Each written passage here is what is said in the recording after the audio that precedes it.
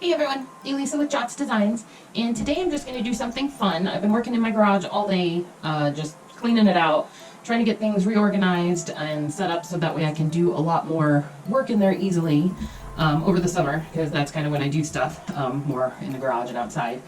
So I'm just going to stick with something I like to do, which is use the silicone oil, and I'm going to use this tabletop, and I'm going to show you this side, because this side I did a test on and failed miserably, so I'm going to cover that up. So definitely stick around, see what I do with that, and if you haven't already, go ahead and hit that subscribe button down here at the corner and give the video a thumbs up if you enjoyed it. If you give it a thumbs down, just let me know why in the comments, just so I can help improve the videos if possible, and I'll see you in a second.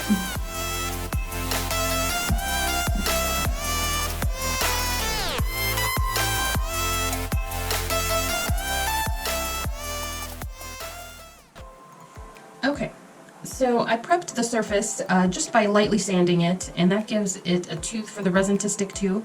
I wiped off the dust and cleaned it off with alcohol. And for the resin, I'm going to be using Stonecoat Countertops, just their standard countertop epoxy.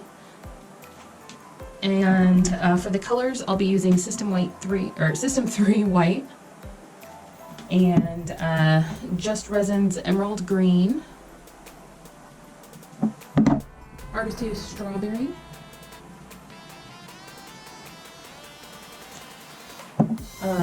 Mayron's Gold Powder, Color Obsession's Moody Seas Paste, and also Raspberry Crush Paste.